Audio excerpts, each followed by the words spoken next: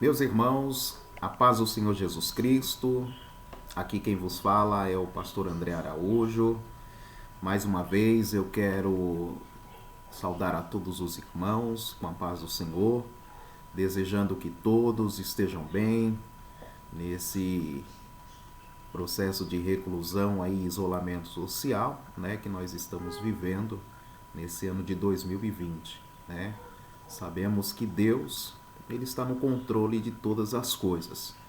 E estamos mais uma vez aqui para dar prosseguimento, continuidade, à ministração das lições da Escola Bíblica Dominical. Estamos falando nesse segundo trimestre do ano de 2020, referente à questão da lição bíblica, a igreja eleita, textos estes que são extraídos da carta aos Efésios, e nós hoje estaremos tratando sobre a lição de número 3, que trata sobre o tema de eleição e predestinação.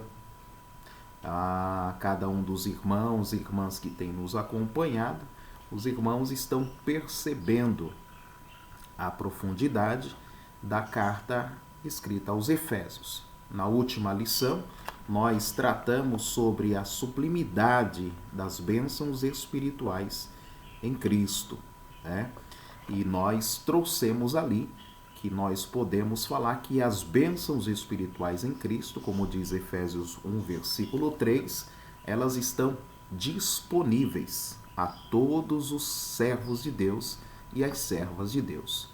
Na lição de hoje, nós vamos entrar dentro do aspecto da doutrina da salvação, que fala sobre eleição e predestinação. É um assunto um pouco polêmico, principalmente para aqueles que, infelizmente, não têm um conhecimento mais profundo das Escrituras, porque nós temos algumas correntes, principalmente no meio evangélico, alguns que acreditam que existe predestinação e outros que dizem que não há predestinação. A lição 3, ela tem o propósito de esclarecer em que aspecto nós podemos falar sobre eleição biblicamente e também sobre qual aspecto nós podemos aplicar a predestinação biblicamente. Nós temos no decorrer da história duas linhas teológicas muito fortes, tanto o arminianismo quanto o calvinismo. Armínio, ele defende que a salvação ela é por meio da fé, dom de Deus, graça de Deus, que o Espírito Santo de Deus ele concede uma porção de graça a cada ser humano para que ele, ao ser exposto à pregação do Evangelho, ele possa crer. E se ele assim crer, ele pode ser salvo.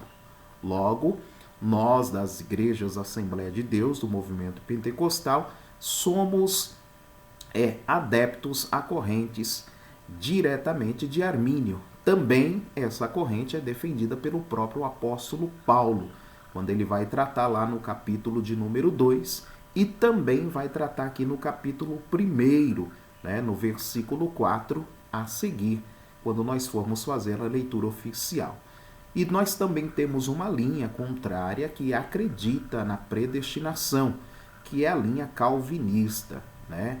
João Calvino, lá no século XVI, ele defendeu, e defende até hoje os calvinistas, que Deus tem escolhido algumas pessoas para serem salvas e outras pessoas Deus já escolheu de forma pré-determinada que não serão salvos, ou seja, serão condenadas. Nós não acreditamos e não damos crédito a essa linha teológica, até porque nós observamos que Deus ele não faz acepção de pessoa. Por outro lado, Deus deu ao homem o livre-arbítrio. E nós podemos observar que Deus, dentro da sua onisciência, onipresença e onipotência, e também a sua presciência, ele tem a capacidade esta de enxergar o presente e o futuro. Assim também Deus enxerga o passado, mas Deus enxerga presente, passado e futuro porque Deus é atemporal. Ele não está sujeito ao tempo. Dentro desse contexto, a sua presciência é plenamente exercida, aonde Deus ele sabe exatamente as pessoas que acreditarão e darão crédito à sua palavra e o servirão no decorrer da história da humanidade. Assim também Deus sabe, de forma antecipada, aquelas pessoas que rejeitarão, recusarão e viverão uma vida em desobediência clara à sua palavra, ao seu evangelho, ao evangelho de Cristo e à salvação em Cristo. Isso Deus conhece de antemão. Mas Deus não faz acepção de pessoa e ele respeita. Respeita o quê? Respeita o livre-arbítrio, respeita a escolha do indivíduo. Por esse motivo, nós seguimos e aderimos à teologia de Armínio e não à teoria e à teologia calvinista, tá certo? Então, fazendo essa introdução para os irmãos compreenderem qual é a linha ou a corrente teológica que nós das Assembleias de Deus, Igreja Pentecostal, acreditamos e defendemos. Amém? Meus irmãos, antes de darmos início à lição, após essa breve explanação, eu gostaria de convidar os irmãos para pegar a sua revista da Escola Bíblica Dominical, né? Essa é a revista desse terceiro trimestre. A Igreja Eleita, redimida pelo sangue de Cristo e selada com o Espírito Santo da promessa, tá certo? E ao irmão e à irmã que ainda não tem a revista da Escola Bíblica Dominical, você vai poder acompanhar esse estudo através das Escrituras Sagradas, da Bíblia Sagrada. E a nossa leitura oficial, baseada no texto e no tema que nós vamos estar tratando nesta aula, ela vai estar lá no capítulo 1 do livro aos Efésios. A leitura nossa vai ser dada lá do versículo 4 ao versículo de número 12. Portanto, você também que está sem a revista pode acompanhar a lição através da Bíblia Sagrada.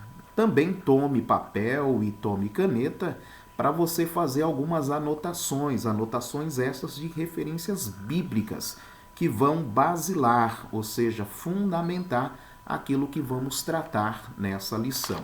Amém? Meus irmãos, vamos lá. Lição de número 3, tema da lição, eleição e predestinação.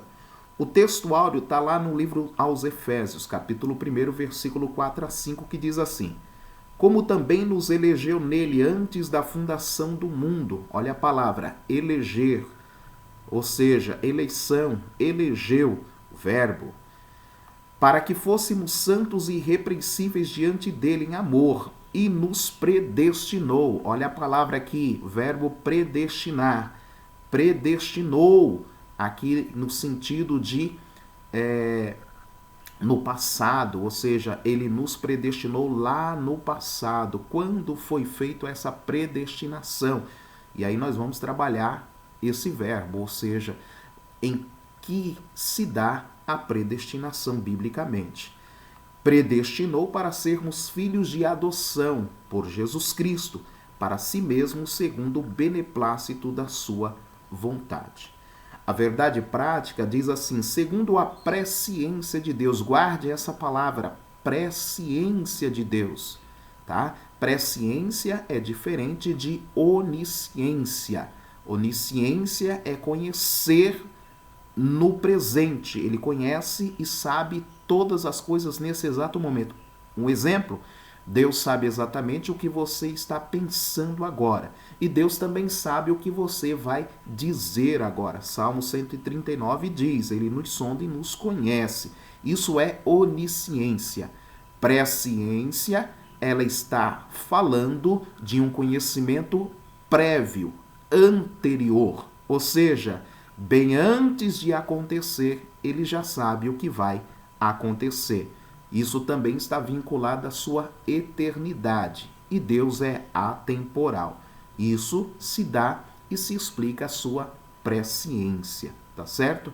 Segundo a sua presciência, Deus elegeu e predestinou para a salvação os que creriam e perseverariam na fé em Cristo Jesus. Lá no livro de 1 Pedro, capítulo 1, versículo 12, fala da eleição e da presciência de Deus, tá certo? Depois você pode ler lá. A leitura bíblica em classe, nós vamos já fazer, e depois dessa leitura nós vamos orar para darmos início e aprofundarmos o estudo da revista da Escola Bíblica Dominical.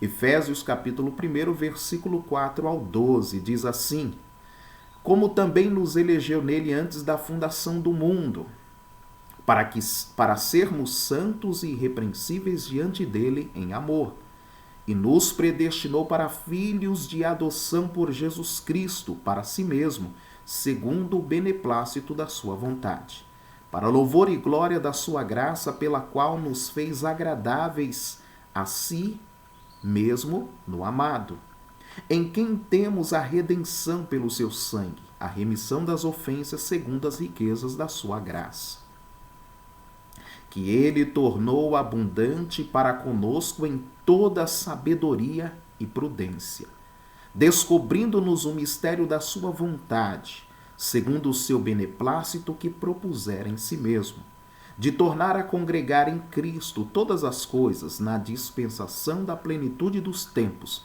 tanto as que estão nos céus como as que estão na terra.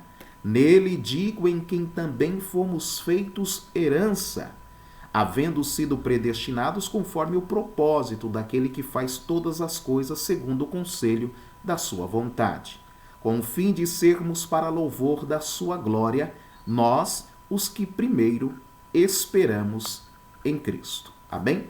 Essa é a leitura inicial da lição e eu gostaria de convidar os irmãos e as irmãs para fazermos uma oração neste momento. Amém?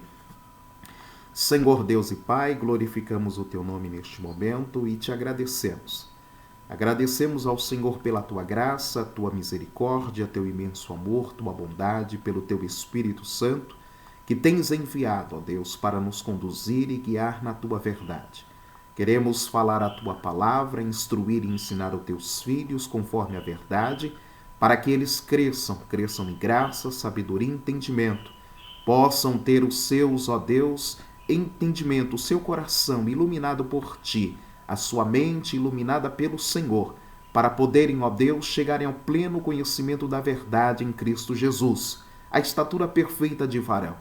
Para isso pedimos a ajuda do Senhor, que o Teu Espírito Santo, o Espírito da verdade, venha conduzir-nos e guiar-nos na Tua verdade, iluminar o coração de todos, a compreensão, dando a todos o entendimento, para que todos possam dar fruto em todo o tempo diante do Senhor e dos homens. Deus, que a Tua presença seja conosco e a Tua graça, em nome de Jesus. Amém. Meus irmãos, vamos lá, minhas irmãs. Como objetivo geral da lição de hoje, nós temos que trazer aos irmãos que Deus, de antemão, por meio da sua presciência, ele já conhece de antemão todas as pessoas que estarão crendo e aquelas que não estarão crendo na sua palavra. E dentro do contexto daquelas pessoas que estão crendo, Deus está trabalhando para que essas pessoas recebam essas bênçãos espirituais em Cristo. Tá certo? Esse é o objetivo geral. Dizer que predestinação ela vai se aplicar no contexto das pessoas que creem, essas pessoas podem receber em Cristo as bênçãos espirituais. Lembra lá Efésios capítulo 1, versículo de número 3? Ele já nos abençoou com toda sorte de bênçãos espirituais nas regiões celestiais em Cristo. É exatamente aqui que a predestinação vai se dar uma aplicação clara. E aí eu tenho 3 pontos importantes de objetivos específicos para tratar com os irmãos. Primeiro, esclarecer a diferença bíblica entre eleição e predestinação, ou seja, como que biblicamente podemos fazer essa diferenciação entre eleição e predestinação. Segundo ponto, explicar como ocorreu a eleição divina antes da fundação do mundo.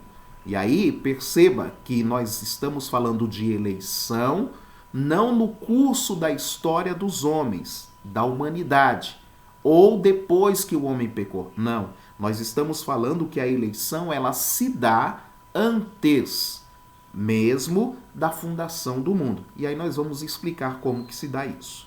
E terceiro ponto, que a predestinação bíblica ela retrata as bênçãos concedidas aos eleitos, ou seja, vai reafirmar o objetivo geral aqui, né?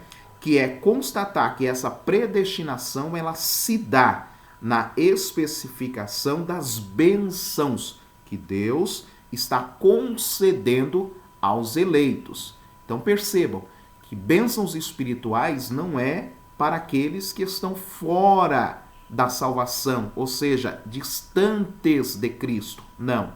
Bênçãos espirituais se dá para as pessoas que estão em Cristo, que estão com Jesus, que estão sendo salvos, que já se arrependeram, que já deram crédito, que já estão com o nome escrito no livro da vida.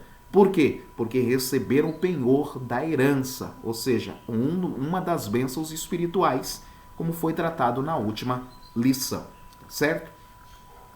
Para darmos início, eu gostaria de fazer 3 perguntas para os irmãos e as irmãs poderem compreender e aprofundar um pouco mais o entendimento acerca da eleição, né? E aí, observe uma coisa, o que é eleição? De uma forma bem simples, eleição é escolher. Escolha. Um exemplo, se você for à feira e você for lá especificamente para comprar 1 dúzia de laranjas, você vai chegar na barraca do seu João lá e vai haver mais de 100, 200 laranjas na sua frente. Você vai pegar a bacia ou o saquinho e ali você vai começar a escolher. Você sabe que 1 dúzia é 12, então você vai pegar 12 laranjas. Dentre as 200, 12. E por que você vai pegar 12? Porque você vai escolher 1 dúzia e das 200, 12 seriam, entre aspas, as melhores que você acharia dentre as 200. Quando eu falo de eleição, eu falo de escolha, tá certo? Então, nesse sentido, em que fomos escolhidos, né? E aí eu posso trazer essa pergunta: se eu fui escolhido, se você foi escolhido, em que nós fomos escolhidos, né? Segunda pergunta: em que tempo se deu essa escolha? Quando é que nós fomos escolhidos por Deus? E terceiro, qual é a finalidade dessa escolha? E aí perceba, meus irmãos, que essas 3 perguntas ela deve ser aplicada não apenas no sentido e no âmbito individual. Nós devemos fazer essa alusão a um âmbito coletivo, tá certo? Deus escolheu. Quem Deus escolheu? Deus escolheu alguém no passado. Deus escolheu um povo no passado. Deus escolheu a igreja. E a igreja, como nós aprendemos na última lição, ela é formada de membros. E esses membros formam um corpo. E esse corpo tem uma cabeça. E essa cabeça é Cristo. Então eu não falo em eleição no contexto individual, tá certo? Eu estou falando de eleição no contexto coletivo. Deus, através de Abraão, Isaque e Jacó, formou uma nação chamada Israel. E desta nação descende o Salvador, o Messias, que é Jesus Cristo. De Jesus Cristo, Deus levantou, através dele, os 12 apóstolos. E dos apóstolos nasceram o quê? Toda a comunidade cristã de salvos que conhecemos pelo passado no nome, e aqueles que estão no presente e aqueles que estarão no futuro. Mas todas essas pessoas foram escolhidas por Cristo. E elas fazem parte hoje do corpo de Cristo, que é a igreja. Então, eleição no contexto coletivo. Eu entendo que as pessoas individualmente só podem ser consideradas eleitas em Deus se estiverem em Cristo. Eu quero que você guarde isso no seu coração, porque eleição ela se dá no âmbito coletivo. Deus tem um propósito de abençoar todas as famílias da terra. Então Deus chama Abraão e diz: você vai deixar de ser Abrão, pai de multidões, para ser Abraão, pai de muitas nações. Então Deus quer fazer de um homem um grande povo. E este grande povo chama-se Israel. Através de Jesus Cristo, Deus quer salvar toda a humanidade. E quem são toda essa humanidade? Eu, você, o apóstolo Pedro, o apóstolo João, os apóstolos no começo, os salvos, os crentes dos dias atuais e aqueles que crerão no futuro. Então, nós temos a questão da eleição de uma forma coletiva que se aplica no âmbito individual para aqueles que respondem pela fé o chamado de Deus ao arrependimento. Então, em quem fomos escolhidos? Resposta: fomos escolhidos em Cristo, em Jesus. Logo, esta escolha ela deve ser cristocêntrica. Ninguém pode dizer que é escolhido de Deus se não estiver em Cristo. Jesus disse: sem mim nada podeis fazer. Jesus disse: quem tem o Filho tem o Pai. Logo, alguém só pode ser um escolhido de Deus se receber Jesus e reconhecer Jesus como Senhor e Salvador. Segundo ponto, em que tempo se deu essa escolha? A esta escolha, nós não aplicamos o tempo do presente. A esta escolha, nós aplicamos o tempo que é antes, no passado, e até mesmo da fundação do mundo. Aí eu tenho a presciência de Deus. Nós fomos escolhidos para sermos salvos em Cristo antes da fundação do mundo. E aí perceba, se é antes da fundação do mundo, foi antes mesmo do homem pecar. E isso reforça a ideia de que Deus não foi pego de surpresa em relação ao pecado. Deus sabia de antemão que o homem pecaria. Deus também sabe quem é que vai dar crédito e quem é que vai rejeitar a salvação. Deus sabe de todas as coisas. E qual é a finalidade dessa escolha que foi feita antes da fundação do mundo? Deus me escolheu e Deus te escolheu para fazermos parte do corpo de Cristo com uma finalidade. A finalidade, capítulo 1, versículo 4, para que fôssemos feitos santos e irrepreensíveis. Isso demonstra que cada um de nós, homens e mulheres, não importa a nação, não importa o tempo em que nasceu, Deus escolheu todos os homens para serem salvos, para viverem uma vida de santificação e irrepreensão, né? E aí nós vamos trabalhar esse contexto de santidade e de irrepreensibilidade, tá certo? Quais são as condições desta eleição? Eu vou ler aqui um comentário e os irmãos acompanhem. A Bíblia de Estudo Pentecostal ensina que a eleição para a salvação em Cristo é oferecida a todos os homens. Preste bem atenção nisso aqui. Ela é oferecida a todos os homens. Deus quer, salvar. Salvar quem? Todos os homens. Deus não faz acepção de pessoa. Deus quer salvar o rico, o pobre, o branco, o negro. Deus quer salvar as pessoas independentemente da sua origem, do seu credo familiar, do período em que ela nasceu. Deus quer salvar todos os homens. E aí eu quero que você abra a Bíblia comigo em um texto no Evangelho escrito por João, capítulo 3. Pega a sua Bíblia aí, por favor. Versículo de número 16. Olha o que diz o texto. Porque Deus amou o mundo de tal maneira que deu o seu Filho unigênito, para que todo aquele que nele crê não pereça, mas tenha vida eterna. Olha o que diz o versículo 17. Porque Deus enviou o seu Filho ao mundo não para que condenasse o mundo, mas para que o mundo fosse salvo por ele. E o versículo 18 diz: quem nele crê não é condenado, mas quem não crê já está condenado, porquanto não crê no nome do unigênito Filho de Deus.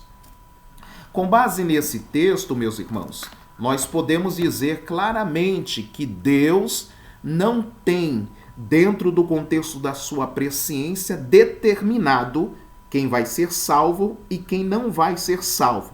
O que temos aqui dentro da presciência é que Deus conhece quem será salvo e quem não será salvo. Por quê? Porque Deus sabe quem, no uso do livre-arbítrio, da sua capacidade de escolha, escolherá viver para ele uma vida santa e irrepreensível ou não viver uma vida santa e irrepreensível. Quem vai responder por fé o chamado à salvação e quem vai rejeitar. Deus sabe exatamente o que vai acontecer nesse contexto. Vamos lá. Entretanto, esse meio não é meritório e ninguém pode cumpri-lo sem a graça de Deus. Ou seja, o homem ele não pode viver uma vida de santidade e irrepreensibilidade por mérito próprio.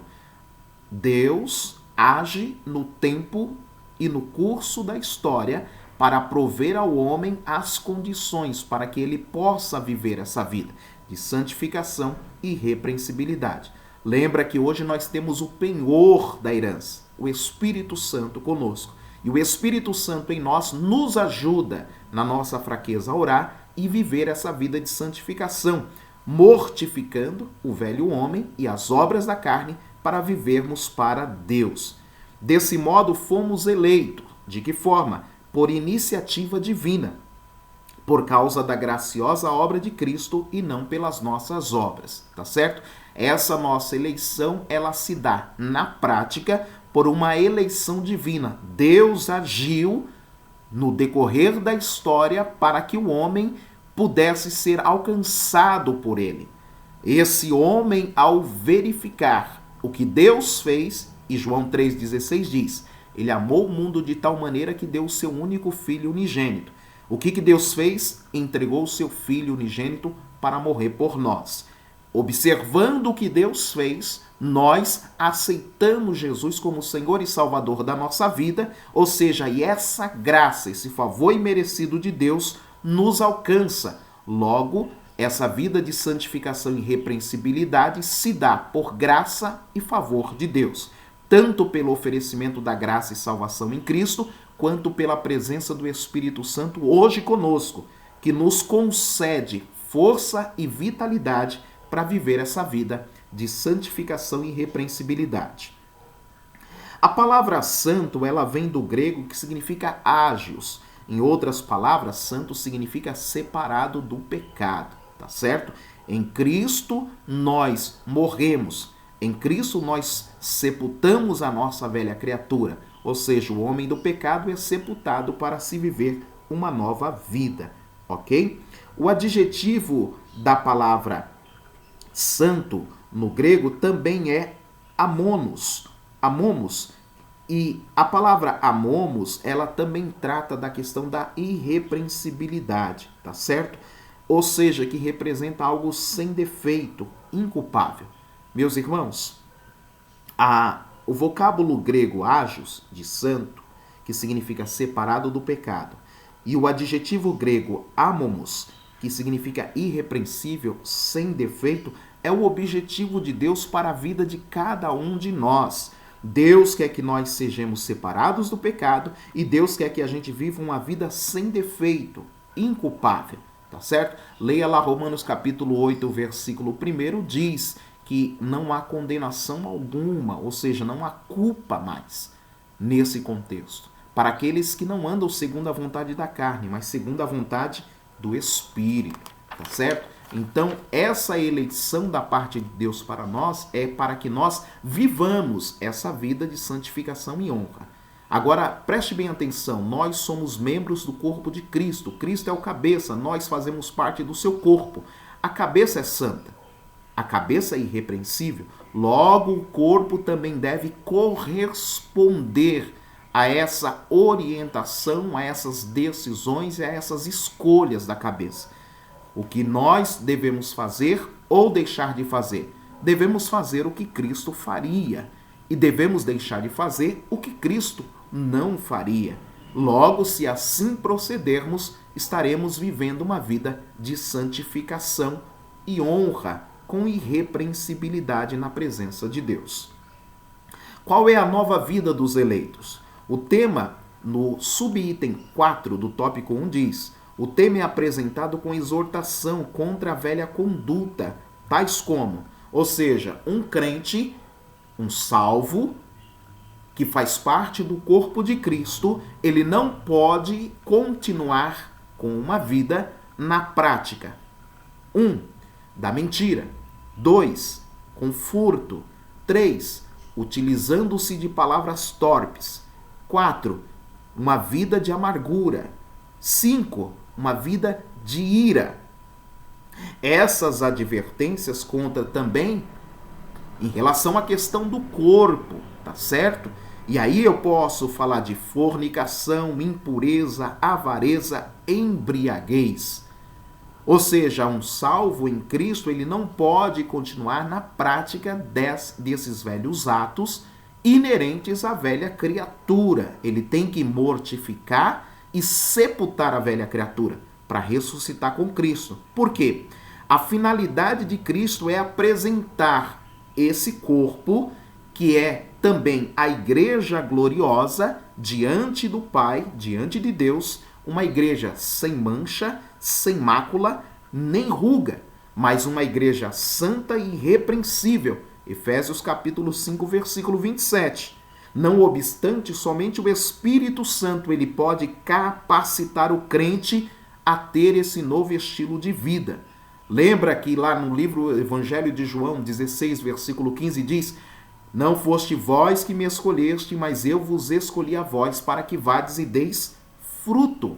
Somente o Espírito Santo em nós, habitando em nós, vivendo em nós, como penhor da herança, pode nos conceder e dar a oportunidade de vivermos uma vida frutífera diante de Deus. Frutos esses que é vinculado ao fruto do Espírito. E quais são as características do fruto do Espírito? Gálatas capítulo 5, versículo 22 ao 25. Amor, gozo, paz, longanimidade, benignidade, fidelidade, fé, mansidão, domínio próprio. 9 aspectos do fruto do Espírito que deve frutificar e amadurecer na vida cristã. Trata-se, portanto, de um processo contínuo. Quando eu falo de santificação, irmão, não é um ato isolado, instantâneo, do dia para a noite. Santificação é um processo. E esse processo ele só pode desenrolar-se após a pessoa se converter. E a conversão ela vem depois do arrependimento. Primeiro eu tenho o arrependimento, depois eu tenho a conversão. E após a conversão eu viverei uma vida de santificação. É um processo. Tópico de número 2, nós vamos falar sobre a questão da predestinação. Eu falei da eleição, que nós fomos escolhidos para sermos santos e irrepreensíveis. E o tópico 2 fala sobre predestinados para sermos filhos de adoção. Olha só, Deus está dizendo, através do apóstolo Paulo, que ele tem, primeiro, João capítulo 3, versículo de número 17 e 18. 16 diz: Deus nos deu o seu Filho unigênito, para que todo aquele que nele crê não pereça, mas tenha vida eterna. E no versículo 18 diz: quem nele crê não será condenado, mas quem nele não crê já está condenado, porquanto não crê no nome do unigênito Filho de Deus. Unigênito, único. Deus tem um único Filho, Jesus Cristo. Todos os outros crentes, todos os outros salvos, de todas as tribos, povos, línguas e nações, todos nós somos filhos por adoção, tá certo? Fomos adotados por Deus por intermédio de Jesus Cristo, o seu Filho. Então esse é o cerne do tópico 2, predestinado para filhos de adoção. A palavra predestinar mostra que o destino dos eleitos foi feito na eternidade. Meus irmãos, isso é importante entender. Olha, antes mesmo do homem nascer e ser formado do pó da terra, no plano eterno de Deus, Deus já havia determinado que, através de seu Filho Jesus, que viria na plenitude dos tempos, ele traria ao próprio Deus outros filhos. E esses filhos viriam através da adoção, tá certo? Mais para frente nós vamos falar sobre esse contexto. O termo predestinação, ele é um verbo que vem do grego, que significa proorizo, traduzido como predestinar. É formado pelo vocábulo orizo, que significa determinar. Então, quando eu falo de predestinar, eu estou falando de determinar. Pela preposição pró, que indica algo feito antes. Então, é uma determinação antes, anterior. Então, quando a gente fala assim, olha, predestinação, alguém predestinado, significa que foi determinado antes mesmo que aconteça, tá? E aí, olha só, a palavra predestinar, literalmente falando, é determinar antes. A Bíblia de Estudo Pentecostal, ela esclarece que a predestinação, ela se aplica aos propósitos de Deus inclusos na eleição. Então, eu só falo de predestinação dentro do contexto da eleição, tá?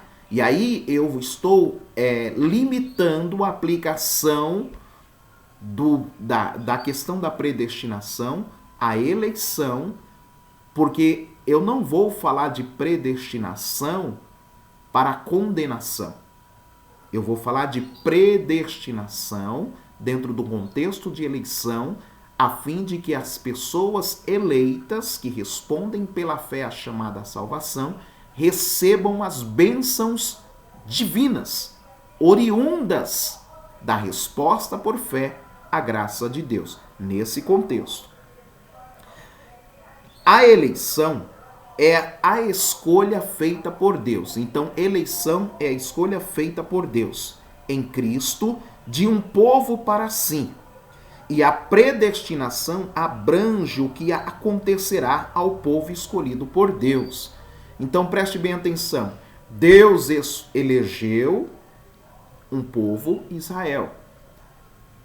E Deus escolheu um povo no Novo Testamento, a igreja.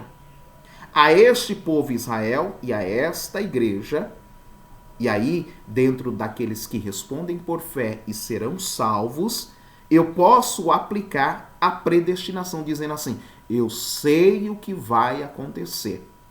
E aí, preste bem atenção, meus irmãos, nós sabemos, para aqueles que creem no Evangelho, para aqueles que são de Cristo e estão em Cristo, nós sabemos exatamente o que nos espera. Por mais que a nossa compreensão seja muito pequena, mas nós temos convicção e certeza do que nos espera, tá certo? Depois eu vou ler um texto no livro aos Romanos, capítulo 8, para exemplificar isso. Vamos lá. Por conseguinte, nossa declaração de fé ensina que a predestinação dos salvos ela é precedida pelo conhecimento prévio de Deus, daqueles que diante do chamamento do Evangelho recebem a Cristo como seu Salvador pessoal e perseveram até o fim. Romanos 8, 29 e 30. Logo foi vontade de Deus reconciliar os pecadores e torná-los seus filhos. Então, predestinar é determinar antes. Então, olha só, presciência de Deus. Deus sabe quem vai crer. Deus sabe quem vai responder com fé e obediência à sua palavra para o servir por amor. Deus sabe. Antes da pessoa nascer, Deus sabe. Deus conhece todas as pessoas que serão salvos hoje. Deus não é sujeito ao tempo, tá certo? Eu não sei se as pessoas que hoje estão servindo ao Senhor permanecerão firmes, constantes até o fim, tá? Logo, a salvação ela se dá e se dará para aqueles que forem fiéis e firmes, crendo em Cristo Jesus até o fim. Tá bom? Filhos por adoção, item 2, tópico 2. Paulo é o único escritor do Novo Testamento que emprega o termo adoção. Essa prática não fazia parte do sistema legal judaico, mas era comum entre os romanos e perfeitamente conhecida entre os gregos. Assim, o apóstolo enfatiza que foi agradável a Deus inserir no plano da salvação a adoção dos eleitos como filhos, segundo o beneplácito de sua vontade. Efésios 1:5. Ele ainda assinala que o amor foi o que moveu o Pai para nos adotar. Efésios 2:4 e 5. Se noutro tempo éramos estranhos e inimigos de Deus, agora estamos reconciliados com Ele em Cristo e somos seus filhos. Colossenses 1:21 e Romanos 8:17. Essa posição nos é imerecida, contudo aprove ao Pai fazê-la assim. Vamos ler junto Colossenses 1:21, por favor. Abra sua Bíblia lá no livro de Colossenses, capítulo 1, versículo de número 21. Olha o que diz. A vós também que noutro tempo eras estranhos e inimigos no entendimento pelas vossas más obras, agora contudo vos reconciliou no corpo da sua carne pela morte, para perante ele vos apresentar santos, irrepreensíveis e inculpáveis. O 23 diz: se na verdade permanecerdes fundados firmes na fé e não vos moverdes da esperança do evangelho que tendes ouvido, o qual foi pregado a toda criatura que há debaixo do céu e do qual eu, Paulo, estou feito ministro. Então, nós temos esse grande privilégio da parte de Deus de sermos escolhidos para sermos filhos por adoção. E aí perceba uma coisa, irmãos, não é porque somos filhos por adoção da parte de Deus que não teremos e não receberemos a honra como filho, ou seja, a herança mesma destinada ao próprio Cristo. E aí eu quero ler com os irmãos, livro aos Romanos, capítulo 8, versículo 17. Olha o que diz lá. Livro aos Romanos, capítulo 8, versículo de número 17. O texto diz assim: e se nós somos filhos, ainda que seja filhos por adoção, se nós somos filhos, porque o filho por adoção, ele, dentro do contexto da cultura romana e da cultura grega, como na cultura nossa, no Código Civil brasileiro, ele tem os mesmos direitos do filho natural, tá certo? Ou seja, Deus não vai fazer acepção entre filhos. Jesus é o filho unigênito. Mas todos aqueles que crerem através de Cristo serão considerados filhos legítimos, herdeiros por adoção, tá bom? E se nós somos filhos, o texto diz, somos logo herdeiros também. Herdeiros de Deus e co-herdeiros com Cristo, se é certo que com ele padecemos, para que também com ele sejamos glorificados. Ou seja, meus irmãos, não haverá distinção concernente à questão da herança. O que vai haver vai ser o quê? Diferenciação do galardão pelo trabalho, pela obra, pela dedicação, pela entrega, pelo zelo. Mas a promessa de Deus é salvação para todos. Galardão é uma retribuição da parte de Deus ao serviço prestado pela fé, por amor, na sua obra e no seu reino. No contexto do galardão, as obras de cada um pesará para que as pessoas recebam o galardão. Mas concernente à herança, a Bíblia diz: somos herdeiros de Deus e co-herdeiros com Cristo. O que Cristo tem hoje? Inerente a ele, vida eterna, eternidade. Não está mais sujeito à morte, ao sofrimento, à dor, tudo que ele passou. Isso também é uma promessa de Deus para nós. Abra comigo lá no livro de Apocalipse, por favor, no capítulo de número 21. Olha o que diz o texto lá. E Deus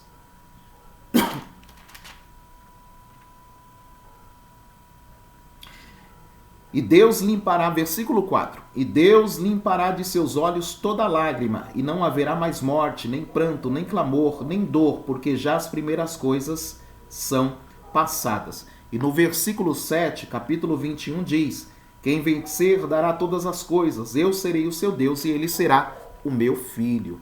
Olha o que Deus está dizendo: mesmo sendo filhos por adoção, não há distinção, não há separação, aqui não há diferença. Quem vencer será o meu filho, filho no singular, porque nós somos filhos de Deus por adoção através de Cristo. Ou seja, e a Bíblia diz no livro de Apocalipse que Jesus diz lá no capítulo 3, se eu não me engano, eu quero abrir com os irmãos para complementar essa leitura, no capítulo 3, deixa eu pegar aqui o texto, capítulo 3, versículo 21, na última carta à igreja de Laodiceia, diz assim: ao que vencer lhe concederei que se assente comigo no meu trono, assim como eu venci e me assentei com meu Pai no seu trono. Ou seja, somos herdeiros de Deus e co-herdeiros com Cristo. Cristo morreu e ressuscitou, ele venceu, ele se assentou no seu trono, junto do trono de Deus. E aí Jesus diz assim: aquele que vencer também vai se assentar comigo no meu trono, assim como eu venci e assentei no trono do meu Pai. Esta promessa fala de herança. Então os herdeiros receberão o direito de se assentar no trono. Fomos feitos um pouco menor que os anjos, mas de honra e de glória seremos coroados, assim como Jesus também foi coroado. Amém? Item 3. Tópico 2. Os privilégios da adoção. Deus criou o ser humano para estar em comunhão com ele, mas o pecado rompeu com essa dádiva. Entretanto, em Cristo, o Pai reconciliou-se com os homens, adotando os escolhidos. Nesse sentido, o apóstolo Paulo usa a analogia da adoção na sociedade romana, em que o filho adotado recebia o direito ao nome e aos bens de quem o adotava. E outra coisa importante, uma pessoa adotada dentro do contexto da cultura romana, ela receberia o nome do seu dono, ou seja, aquele que o comprou. Nós fomos comprados por bom preço e como filhos adotados, nós também receberemos um novo nome, né? E ainda teremos sobrenome. Por que nós receberemos novo nome e sobrenome? E cada um vai receber o seu? Porque nós fomos adotados. E nesse contexto somos filhos também legítimos, porque recebemos o nome do nosso próprio Pai. Amém? E aí nós vamos para o último tópico de número 3, que fala sobre a sublimidade do propósito divino na predestinação. A excelência da predestinação está na provisão de bênçãos espirituais aos eleitos, pela vontade divina em Cristo e por seu incalculável amor. Predestinação e salvação. Item 1. O soberano Deus não predestinou incondicionalmente pessoa alguma à condenação eterna, mas deseja que todos se arrependam e se convertam de seus maus caminhos. Então, frisando aqui, Atos 17:30, Deus não destinou, como sugere a corrente teológica calvinista, pessoas de forma antecipada a serem lançados no inferno ou no lago de fogo e enxofre. Deus não destina as pessoas de antemão ou predestina tais pessoas para viverem uma vida dissoluta para serem condenadas. Não. Deus respeita o livre-arbítrio das pessoas. Tá certo? Vamos lá, continuando aqui. Portanto, não houve uma dupla predestinação, em que Deus decretou e escolheu que uns vão ir para o céu e outros vão para o inferno. Deus não fez isso. Deus não faz isso. Deus não predestina homens para a salvação e homens para a condenação. Ao contrário, Deus sabe de antemão quem vai crer e quem não vai crer. Isso Deus sabe. Né? Aí alguém pode levantar aquela questão, mas e o caso de Judas Iscariotes? Porque diz lá o texto que o filho, aquele que o traiu já estava predestinado a trair. Aí eu quero que os irmãos abram a Bíblia comigo, o livro de João, capítulo 12. Vamos lá observar o que diz o texto. João capítulo 12, versículo de número 4. Vamos ler lá o texto junto?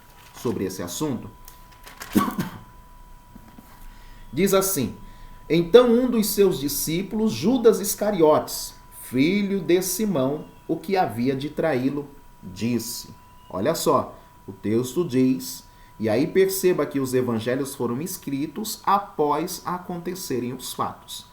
Mas o texto aqui ele está reportando que Judas Iscariotes era o discípulo que iria trair Jesus.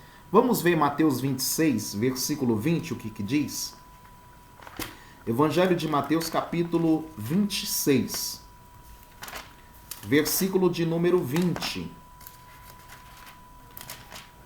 até o versículo 25. Vamos ver o que diz aqui o texto? Evangelho de Mateus 26, versículo de número 20. Diz assim: e chegada a tarde, assentou-se à mesa com os 12.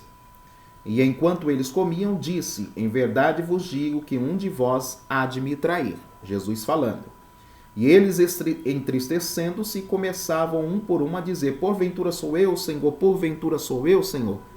Olhe que ninguém sabia quem iria trair. E ele respondendo disse: o que mete comigo a mão no prato, esse me há de trair. Lembra que eles estão participando da ceia, logo todos estão ali participando da ceia. Em verdade, o Filho do Homem vai como acerca dele está escrito, mas ai daquele homem por quem o Filho do Homem é traído. Bom seria para esse homem que não houvera nascido. E respondendo Judas, o que o traía, lembra que o evangelho foi escrito depois dos fatos acontecerem. Então aqui todo mundo já sabe quem era o traidor. E respondendo Judas, o que o traía, disse: porventura sou eu, Rabi? E ele disse: tu o dissestes. A Bíblia Sagrada, ela diz que haveria alguém entre os discípulos de Jesus que o trairia. Mas a Bíblia Sagrada, ela não revelou antes o nome da pessoa. Isso sugere que qualquer um dos apóstolos, que eram discípulos entre os 12, poderiam ser o traidor. Mas o contexto da história, o desenrolar da história, mostra que quem foi que o traiu foi Judas. O que isso traz para nosso entendimento? Meus irmãos, a profecia bíblica não falha. Deus, na sua presciência, sabia que dentre aqueles que o seu filho Jesus escolheria, um deles haveria de trair. E lembre-se, Jesus é Deus. E Jesus, ele diz aqui: em verdade vos digo que um de vós há de me trair. Jesus é Deus. Jesus sabia que Judas iria o trair? Sim, porque ele é Deus eterno. Mas a profecia não determinou quem trairia. Deus, na eternidade, não determinou quem o trairia. Apenas Deus disse que, no tempo em que o seu filho estivesse aqui entre os homens, dentre os seus discípulos, daqueles que ele escolheria, haveria um que o trairia. E a profecia bíblica se cumpriu. E o texto diz, respondendo Jesus, versículo 25, versículo 24, em verdade o Filho do Homem vai como acerca dele está escrito. Tá certo? Ou seja, a profecia fala de como Jesus iria suceder os fatos após essa ceia. Mas o texto continua dizendo assim: mas ai daquele homem por quem o filho do homem é traído, né? E aí o texto continua: bom seria para esse homem se não houvera nascido. Por quê, meus irmãos? Porque nós estamos falando que Deus, dentro da sua presciência, sabia exatamente que Judas não apenas trairia, mas que Judas também se precipitaria e tiraria a sua própria vida. E assim, ai das pessoas, dos homens que não creem, que não recebem pela fé o sacrifício de Jesus. Era melhor não ter nascido mesmo. Para uma pessoa não salva, era melhor não ter nascido, né? Jó, dentro do seu diálogo com Deus, ele amaldiçoou Deus o dia do seu nascimento. Ele falou que quem dera que ele tivesse sofrido um aborto e não ter visto a luz do dia, ou que a mulher não se alegrasse dizendo nasceu uma criança, por causa do quê? Do seu sofrimento. E aí eu estou falando de sofrimento, não apenas sofrimento em carne, em vida aqui. Não, estou falando de sofrimento eterno. E Jesus, ele vai realçar exatamente esse contexto. Melhor não ter nascido do que ter nascido, ter tido a oportunidade de conhecer o Salvador e não ter seguido a ele, como as Escrituras sugerem, pela fé e até o fim. Judas se precipitou. E por esse motivo, o texto diz que era melhor ele não ter nascido. Mas em momento algum, Deus determinou que Judas, dentre os 12 discípulos, seria o traidor. Ele, tendo livre-arbítrio, ele escolheu trair o seu Senhor. Portanto, fica a dica: Deus não determina ninguém a desobedecê-lo para ir para o inferno. Não. As pessoas escolhem esse caminho. Por isso Jesus disse: vinde a mim todos que estão cansados e oprimidos, eu vos aliviarei. Promessa de Deus. Amém? A predestinação, ela está vinculada ao amor de Deus. Antes de Deus criar qualquer coisa, o seu plano de redimir a humanidade, de definir o destino dos crentes, estava estabelecido. Efésios 1, 4 e 5. Por conseguinte, a Bíblia mostra que a redenção divina não foi uma medida de emergência. Ao contrário, era o plano imutável do amor de Deus desde sempre. Aqui consiste a sublimidade dos propósitos eternos em prover a salvação, o amor de Deus. Foi por amor que ele, Deus, nos elegeu e nos predestinou em Cristo. Romanos 8, 29. Isso implica dizer que a salvação, como favor imerecido, provém do amor de Deus. Não obstante, os que se achegam a Cristo não são coagidos, mas atraídos por ele. João capítulo 12, versículo 32 diz: quando o Filho do Homem for levantado, atrairei todos a mim. Ou seja, Deus não força ninguém ao servir. Não. Deus quer atrair os homens através do seu amor. E esses homens, por amor, devem servir a Deus de todo o seu coração. Amém? Eu gostaria de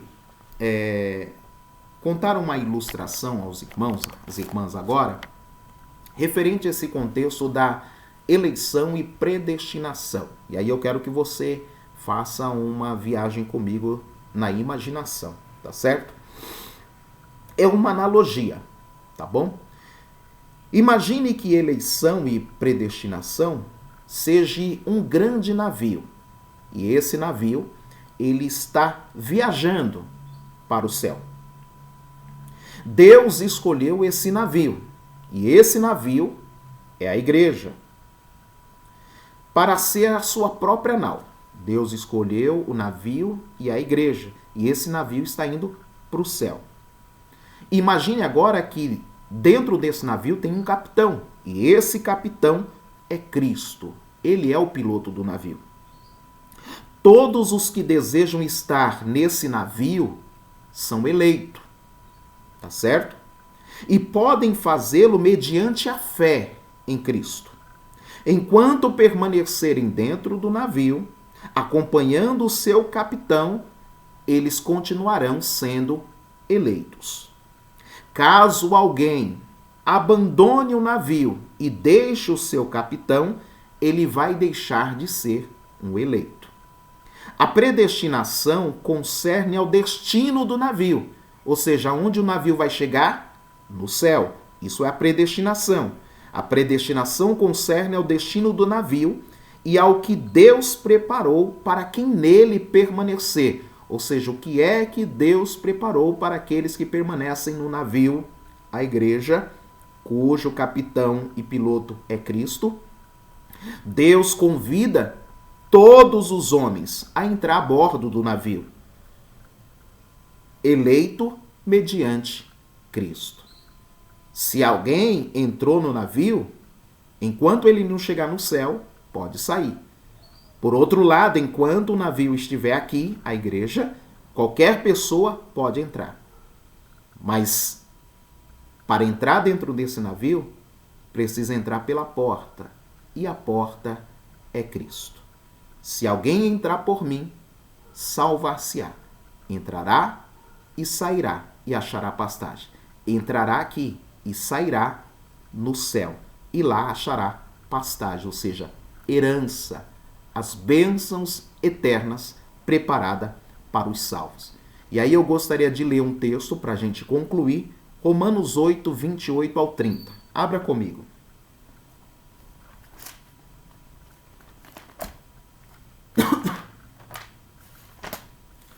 Livro aos Romanos, capítulo de número 8, versículo 28 ao 30. Olha o que diz o texto. Porque os que dantes conheceu, também os predestinou para serem conformes à imagem de seu Filho, a fim de que ele seja o primogênito entre muitos irmãos. Jesus, o unigênito, agora eu estou falando dele como primogênito, o irmão mais velho. E ele é o primogênito dentre os mortos. E aí o texto diz, entre muitos irmãos.